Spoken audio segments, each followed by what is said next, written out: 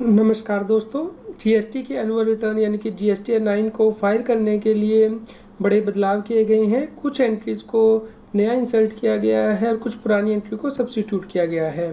दोस्तों, जब आप जीएसटी 9 फाइल करते हैं तो उस केस में यहाँ पे टेबल नंबर 5 के अंतर्गत आपको आउटवर्ड सप्लाई की डिटेल देनी होती है, जिसके ऊपर कि आप जीएसटी पे नहीं करते हैं। जैसे कि zero rated supply without payment of tax, supply to SEZ unit without payment of tax, supplies on which tax is to paid by the recipient on reverse charge basis है। इसके अलावा दोस्तों यहाँ पे एग्जम्प्टेड, नील रेटेड और non GST supply की detail भी आपको देनी होती थी। टेबल नंबर 5 के अंतर्गत सब point D, E and F के अंतर्गत अब इसके लिए नई सेक्शन को इंसर्ट किया गया है। दोस्तों, फाइनेंशियल ईयर 21-22 के लिए जो इंस्ट्रक्शन इंसर्ट की गई है टेबल नंबर 5D, 5E और 5F के लिए वो इस प्रकार है। For financial year 21-22 the registered person shell report non GST supply 5F separately and shall have an option to either separately report his supply as exempted and nil rated supply or report consolidated information for these two in the exempted row only। इस प्रकार अब tax payer को अपनी non GST की supply की reporting separately करनी होगी, लेकिन एग्जम्प्टेड और जो नील रेटेड सप्लाई है वो इसकी रिपोर्टिंग अलग से भी कर सकता है या फिर कंसोलिडेटेड इंफॉर्मेशन एग्जम्प्टेड रो में ही एंटर कर सकता है। इस प्रकार दोस्तों, अब यदि कोई टैक्स पेयर पेट्रोल या फिर alcohol for human consumption extra की सप्लाई करता है तो नॉन जीएसटी सप्लाई की तरह ट्रीट करके उसे यहाँ पे नॉन जीएसटी में इसकी रिपोर्टिंग अलग से करनी है, लेकिन एग्जम्प्टेड और नील रेटेड की रिपोर्टिंग वो अलग से भी कर सकता है, या फिर आप यहाँ पे एग्जम्प्टेड के कॉलम में ही पूरी सप्लाई की वैल्यू दिखा सकता है।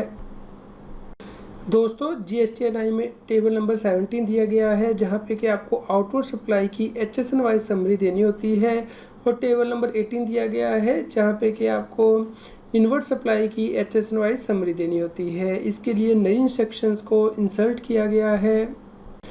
दोस्तों, टेबल नंबर 17 के लिए नई इंस्ट्रक्शन इंसर्ट की गई है। From financial year 21-22 onwards it shall be mandatory to report HSN code at 6 digit level for taxpayer having annual turnover in the preceding year above rupees 5 crore and at 4-digit level for all B2B supplies for taxpayer having annual turnover in the preceding year up to rupees 5 crore। इस प्रकार दोस्तों, यदि आप outward supply करते हैं और आपकी turnover 5 crore रुपये से ज़्यादा है तो आपको 6 डिजिट लेवल तक HSN कोड रिपोर्ट करने हैं आउटवर्ड सप्लाई के, और यदि आपकी टर्नओवर 5 करोड़ रुपीज़ तक है तो उस केस में B2B सप्लाईज जो आपने की है उसके 4 डिजिट लेवल तक HSN कोड भी आपको रिपोर्ट करने हैं आउटवर्ड सप्लाई के लिए। लेकिन टेबल नंबर 18 जो है यानी कि इनवर्ड सप्लाई के HSN कोड आपको रिपोर्ट करने की आवश्यकता नहीं है, क्योंकि ये ऑप्शन होगी आपके लिए रिपोर्ट करना।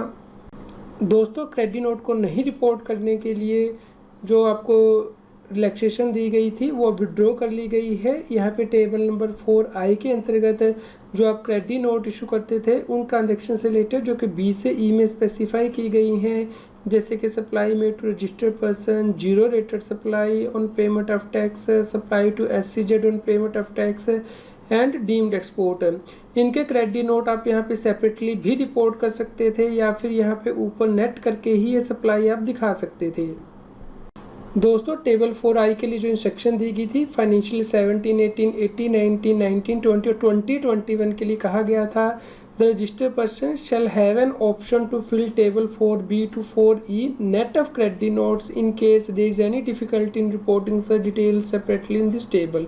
इस प्रकार फाइनेंशियल ईयर 2021 तक तो tax payer net of credit note करके अपनी सप्लाई दिखा सकता था, लेकिन अब फाइनेंशियल ईयर 21-22 के लिए ये ऑप्शन नहीं है। अब आपको जो क्रेडिट नोट है वो सेपरेटली रिपोर्ट करने होंगे टेबल 4B, 4C, 4D और 4E के।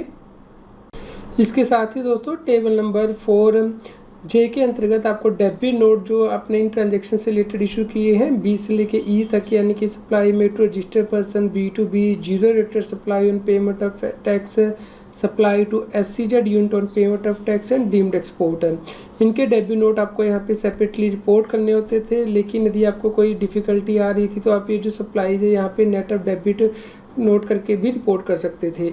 इसी प्रकार जो यहाँ पे टेबल नंबर 4K दिया गया है, यानी कि जो आपने सप्लाई या फिर टैक्स डिक्लेयर किया है थ्रू अमेंडमेंट, वो आपको सेपरेटली रिपोर्ट करना होता था, या फिर supply and tax reduce through amendment, वो भी आपको सेपरेटली रिपोर्ट करना होता था।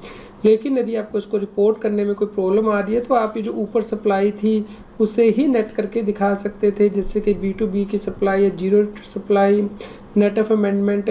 लेकिन अब इसमें भी अमेंडमेंट कर दी गई है, अब आपको ये सप्लाई जो है सेपरेटली रिपोर्ट करनी होगी टेबल नंबर 4J, 4K और 4L के अंतर्गत, यानी कि डेबिट नोट भी आपको सेपरेटली रिपोर्ट करने हैं ट्रांजैक्शन के, और जो आपने अमेंडमेंट की है वो भी आपको सेपरेटली रिपोर्ट करनी है फाइनेंशियल ईयर 21-22 के लिए।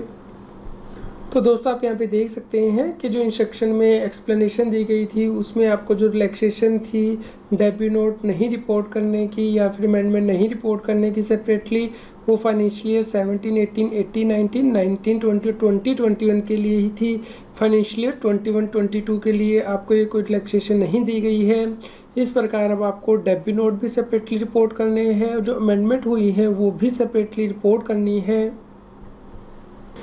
इसके अलावा दोस्तों आपको ये भी ध्यान रखना है कि गवर्नमेंट ने GST 9 को फाइल करने से रिलैक्सेशन दी है उन रजिस्टर्ड टैक्स पेयर को जिनकी के एग्रीगेट टर्नओवर फाइनेंशियल ईयर 21-22 में 2 करोड़ रुपीज़ तक है, उन्हें GST की एनुअल रिटर्न को फाइल करने की आवश्यकता नहीं है।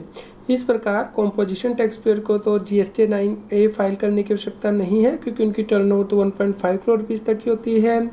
लेकिन यदि कोई और रेगुलर टैक्स पेयर है जिसकी कि टर्नओवर 2 करोड़ रुपीज़ तक है, उसे भी GST 9 फाइल करने की आवश्यकता नहीं है फाइनेंशियल ईयर 21-22 के लिए। तो दोस्तों GST 9 में जो मेन चेंजेस हुए हैं उन्हें मैं रीकैप कर देता हूँ। एक तो आपको नॉन GST की सप्लाई सेपरेटली रिपोर्ट करनी है, लेकिन आप नील रिलेटेड और एग्जम्प्ट सप्लाई कंसोलिडेटेड रिपोर्ट कर सकते हैं। आपके जो डेबिट नोट है, क्रेडिट नोट है या फिर जो अमेंडमेंट हुई है वो भी आपको सेपरेटली रिपोर्ट करनी है। इसके अलावा जो HSN कोड की समरी है वो आपको सेपरेटली रिपोर्ट करनी है, लेकिन ये आपकी टर्नओवर के ऊपर डिपेंड करेगा कि आपकी टर्नओवर कितनी है।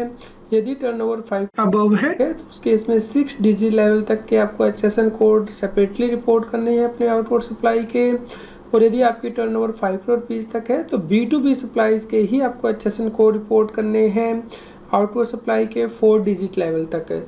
जो इनवर्ड सप्लाई आपने ली है यानी कि जो परचेजेस की हैं उसके HSN कोड को फिल करना मैंडेटरी नहीं है टेबल नंबर 18।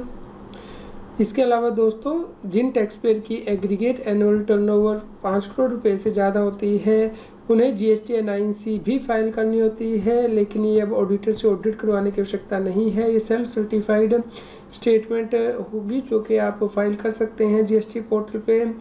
उम्मीद करते हैं दोस्तों आपके लिए यह न्यूज़ यूज़फुल रही होगी। कृपया लाइक कीजिए, शेयर कीजिए ताकि सभी लोगों तक ये जानकारी पहुंच पाए और वो GST की कंप्लायंस कर पाएँ। रेगुलर GST और टैक्स अपडेट के लिए इस चैनल को सब्सक्राइब करें।